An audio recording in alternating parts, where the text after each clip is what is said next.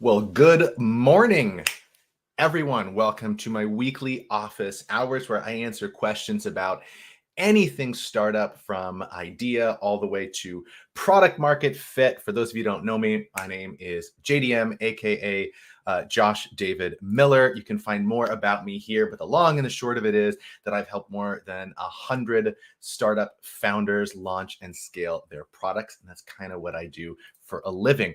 But enough of that. This is where you guys get to ask me any questions that you want. If you've got a question, pop it down into the chat. You can also always submit a question in advance here. And if you do, you have the option to record a video version of your question, which I will play here on the show. And I've got one for you today. So just to give you an overview, we're going to talk about go-to-market strategy. We're going to talk about how you know when it's time to pivot, and we're going to talk about focus.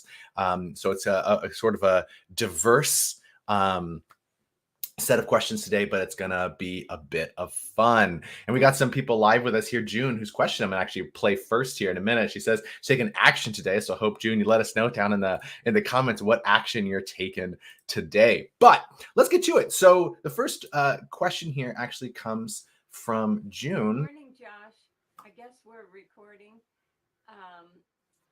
I need to start a YouTube channel for organic nearby. We're becoming product dense, and I'm creating a go-to-market process for organic nearby. And how should I start with my YouTube channel?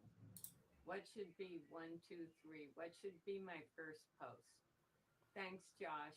You're the best. Love your energy. All right. Well, thank you for the kind note, June. Love you too. Thanks for being with me on the journey here, and I'm glad you find some of this stuff helpful. Hopefully, that wasn't too stuttery for you guys. That was a little stuttery for me on the playback here in StreamYard. But the question was, okay, so you've got a startup, and in June's case, it's organic nearby, and you want to kind of get some go-to-market traction through YouTube. How do you start a YouTube channel? So, a couple of things. First, I'm not a YouTube expert. I'm on a YouTube journey, which is why a lot of you are watching this on YouTube here. I also stream to LinkedIn as well, but YouTube is part of my journey here, and so I'm learning things. So I can offer a little bit of advice there, but I'm definitely not an expert. I can put you in the right direction. But I will say this: there's an old joke, and the old joke is there's a guy and he has a startup, and he wants to bring customers to his product on Twitter. So he creates a Twitter account. Now he's got 2 startups, right? And the joke there is that content strategy and social media strategy are a whole thing in and of themselves, and they're a lot of work. And so if you have a big audience, already, social is fantastic. But if you're trying to get customers to your startup by building a social channel, then you kind of have to recognize that you basically have 2 businesses that you're running right now.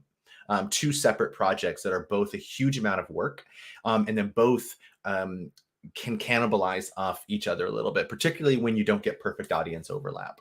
And so I want to talk a little bit more about that, and then I want to say that, kind of how to think about the process of go-to-market a little bit more broadly. But to answer the question specifically, what should your first content be on YouTube? The answer is actually simple: just record a video and put it up, right? Just get content up there, and that's the basic level for anything, is just to get content up there. Just ship videos, just create content, just press upload, just kind of do it. The second thing that is that there's a lot of things you can do to game algorithms, and do keywords and proper descriptions, and thumbnails are important, and there's tons of that stuff, and there's tons of tools and tons of resources. Hit me up, June, and I'll send you kind of some of the stuff that was helpful to me. But there's all that stuff that you can do. But at the end of the day, what you're doing with content creation of any kind, including on YouTube, is that you're trying to create a message that if you put it in front of people, they will want to listen, therefore choose to listen, and therefore get value out of it, so that they take further action. And that further action is where you kind of need to put more thought into it. And maybe you just didn't include this in your question. That's totally fine. It was 45 seconds long. But there are lots of things you could do. So sometimes, a strategy is like, let me build an audience. I'm gonna build an audience on a platform, and then someday I'm gonna use that audience for something, right? I'm gonna have something that I can offer, and some of the people in my audience will be of interest to that, and I can put that in front of them, and that's great. A digital product or even your startup or something like that. That's how a lot of us use LinkedIn, right? A lot of us use LinkedIn to just get a network, so to speak, to get followers, to get people exposed to our message. And then eventually that might be useful to us, whether in a job search or an entrepreneurship or a startup or whatever. Whereas, there's other ways to use the platform. Like, I'm sure we've all gotten those LinkedIn messages of the guy trying to sell us something. And I get those every day. And so, like, that's the other way to use the platform. But setting those kinds of things aside, the second primary way that you can use a platform like this is to supplement whatever's happening elsewhere.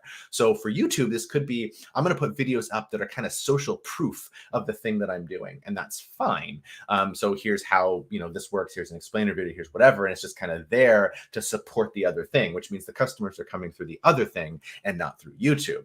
Other ways to do is you can build a little bit of an audience that's kind of a fan of your thing on there, but it's still related to the thing. HubSpot is a good example of that. On YouTube, they put out tons of videos, not only about how to use HubSpot well, but also about the broader HubSpot ecosystem and how all that plays in. So you have to think about how you want to use YouTube, and then there's an entire strategy you have to use developing that.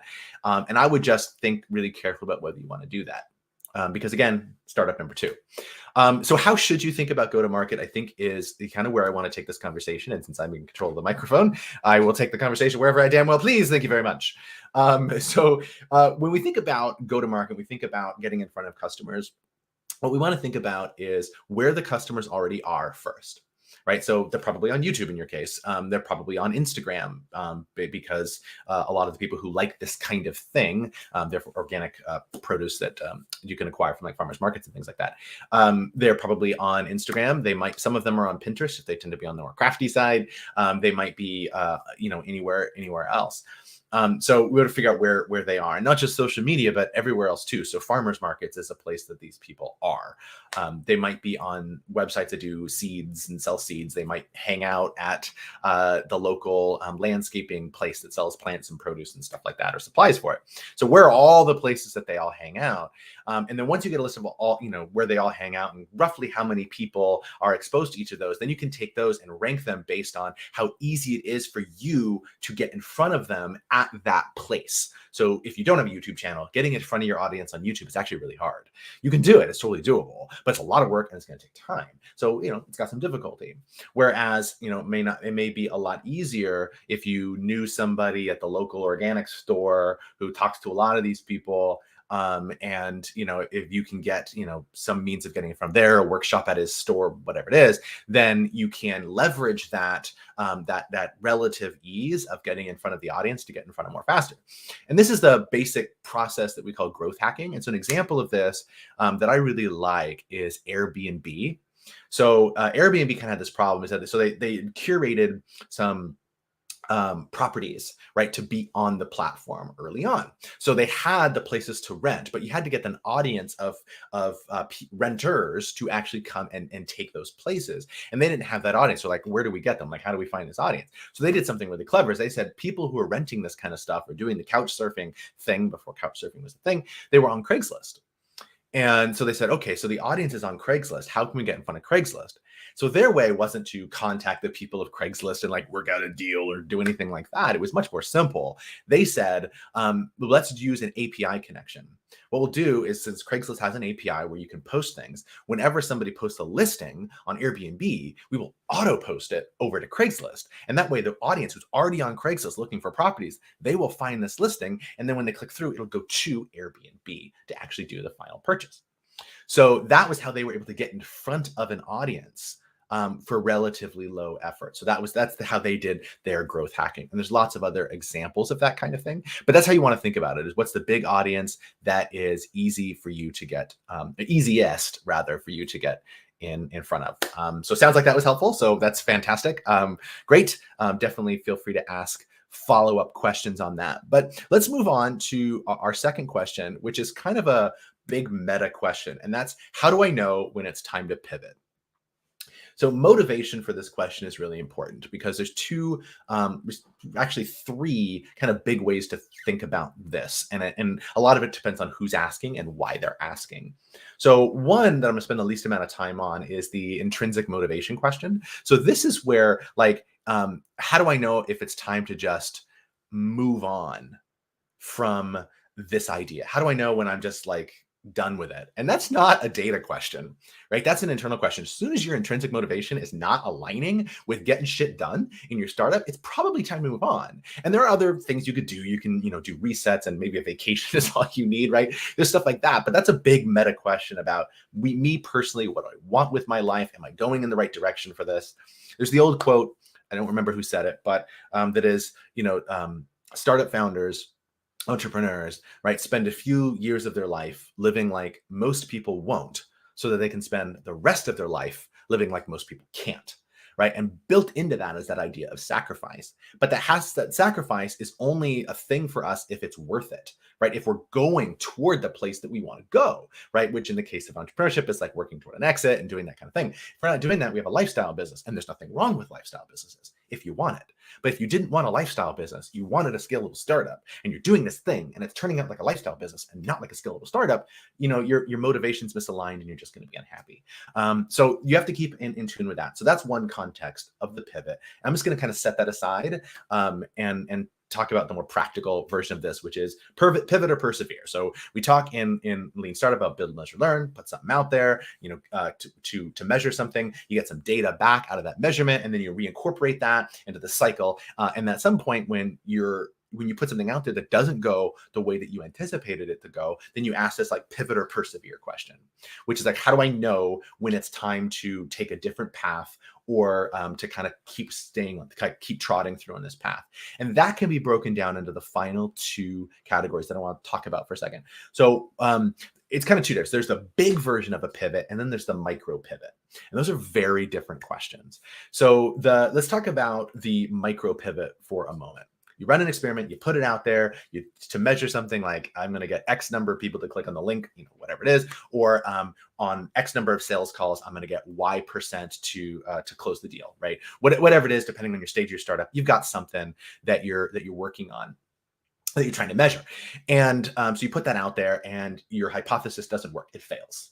So now you go, okay, well, what does that mean, right? So you ask, what does that mean? That's the learn part of this. Yes, what does it mean? And it says, okay, well, if we were to have that really low conversion rate as our example, how does that impact the rest of our metrics? Like, what does that mean for the overall value of our company, overall value of our efforts? What does that mean in terms of what we're looking at? Is it just a messaging problem, so we can actually tweak the conversion, get it up? It's just kind of a minor tweak, right? Or am I going after the wrong audience, which is probably a bigger tweak, right? So you're kind of looking at it from that perspective. So you have to go back and look and see what does this mean? Like, from the data that I got back, what can I actually extract from that? And what you're doing is not getting fact out of that, because the fact was simply that the hypothesis failed.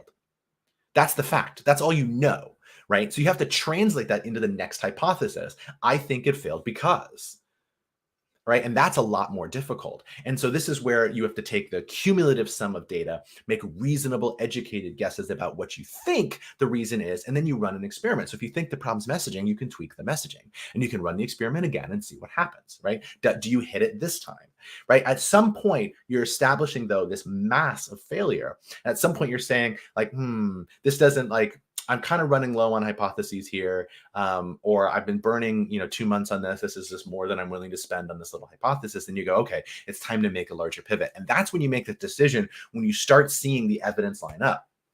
But there's another way to think about it, and it's my preferred way to think about it. So my preferred way to think about it is actually in the inverse, that like our default position is to pivot. And that's going to seem a little weird, but the reason our default position should be to pivot is that it puts us in this position to say when to persevere. So when should we persevere? We should persevere when we see consistent data. And until we see consistent data, we're not onto something. And so if we're not seeing consistent data, we need to make little pivots along the way in order to get to that consistency. Once we get consistency, that's the thing we call traction, right? And once you get sufficient traction, that's what we call product market fit.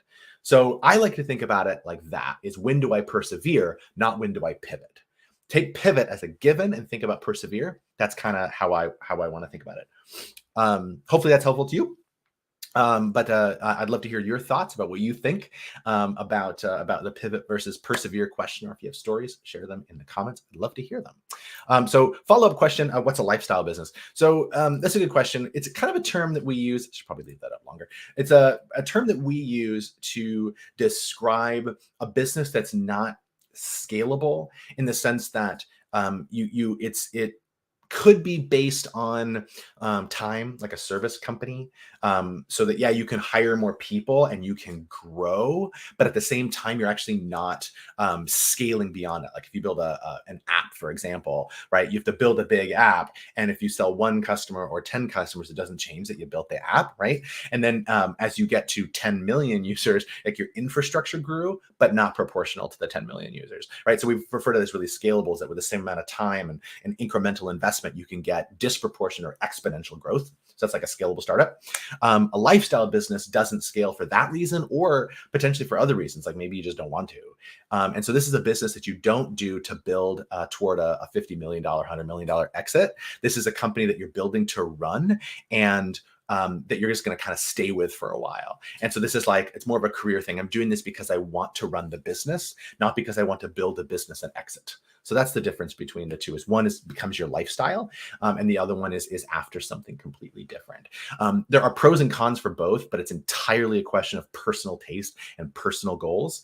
So for example, a pro of the lifestyle business is that you can pay yourself much, much sooner. With a scalable startup, you kind of have to wait, and you don't really get to scale. You don't get your payoff until you scale. That's the what I mentioned a minute ago. The idea of living for a few years, like most people won't. Right? It's that idea of sacrifice. Whereas in a lifestyle business, you can, if you're onto something, you can kind of make a salary much quicker. So it's just a completely different way of going about it. Hey, Drew, nice to see. Haven't seen you in a while. Good to have you join us, and thank you for the compliment. And we also have Laura talking about I persevere when I shouldn't because I don't have the energy to pivot. Oh man, is that real? Yes. I'm definitely susceptible to that too. We actually call that the Einstellung effect, if you want like a big fancy technical term for it, because it's almost always easier to keep doing what we're doing than it is to try to do something different, right? It's a lot easier to stay on the highway than it is to take the exit. My wife, who is a psychotherapist, she likes to say, and I think it's an old quote, but it's advice that she often gives, which is that that we keep doing the same thing until the pain of staying the same is greater than the pain of switching. And I think, Laura, you're totally right that is what the persevere question is about too. All right, cool. Love the discussion today. And let's go to our last question, which this is a really common one for startups that are further along. So they don't have product market fit yet, but they got sales, like they're selling to customers, things are looking great, but their investors are all telling them to focus. And it's like, focus to me I'm talking as the founder, focus to me sounds like saying no to sales. And why would I want to say no to sales? Why are my investors telling me to say no to sales? And so this isn't a question, so I'm going to turn it into a question.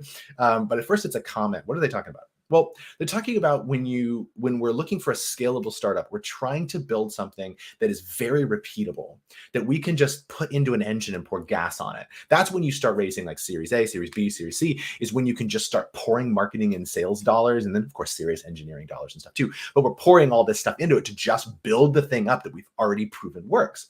Well, with scalability has to come repeatability, and with repeatability has to become predictability. And that's this idea of focus, is that if you're selling to a bunch of different customers and they all look different, yeah, short term you're making sales and that's great, but you're not getting to predictability because all the customers look different. So your sales process looks different, the delivery process looks different, it's all different. And therefore you're in this position where you can't get to scale, which is what the investors want, of course, because that's how they get their exit. But you can't get to that because you don't have predictability. No predictability, no repeatability, no repeatability, no scalability. So that's why they're saying that. And they're not universally right. There's a lot of cons to that. I'm not just like sticking up for investors here, but that should be kind of our goal.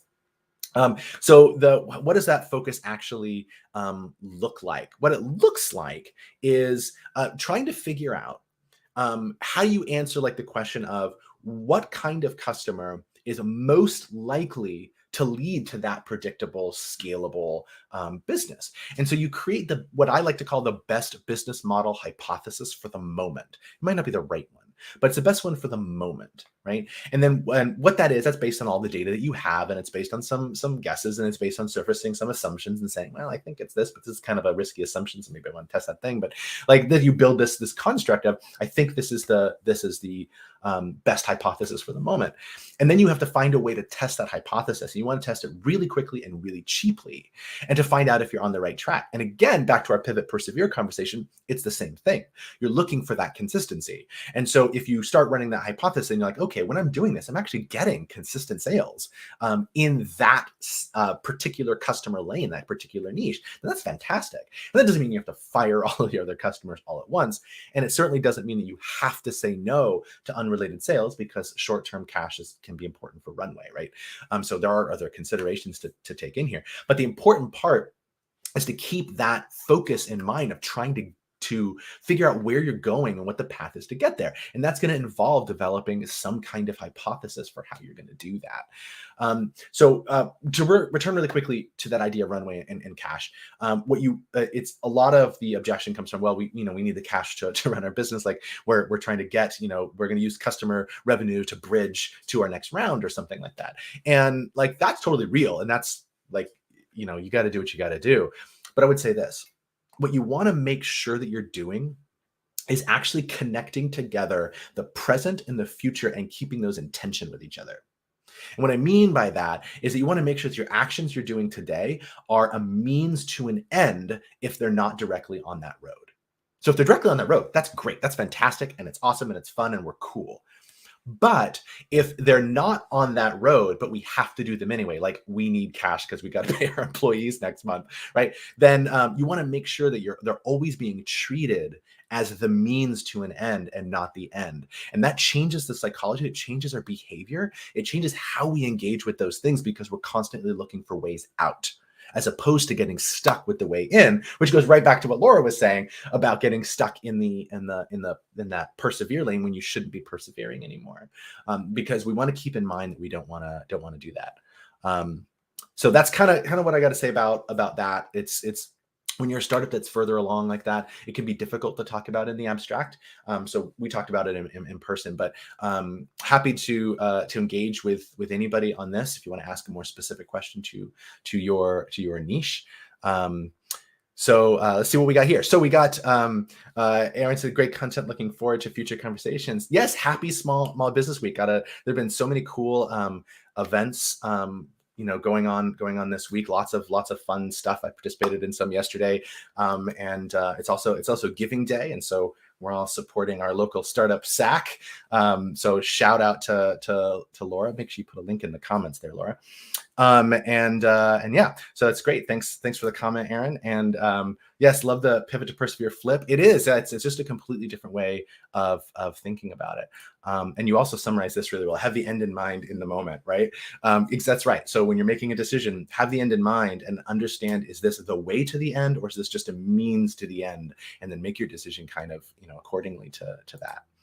So this was fun. I had a lot of fun answering these questions for you guys. Again, if you want to submit a question, you can of course ask a question in real time in the chat. But if you go to this link, which is also in the description, you can submit a video question like June's that I played earlier, and I'll ask it. I'll play it on the air and ask and answer it in real time. So with that, make sure you give this video a like and subscribe if you want to see more videos like this, or make sure you're following me on LinkedIn. And I'm here every Thursday at 10 a.m. So I will be back next Thursday, May 12th at 10 a.m. And that's kind of all I have. Thanks so much for hanging out with me today, guys. And I will see you around, and I'll see you next week. Peace.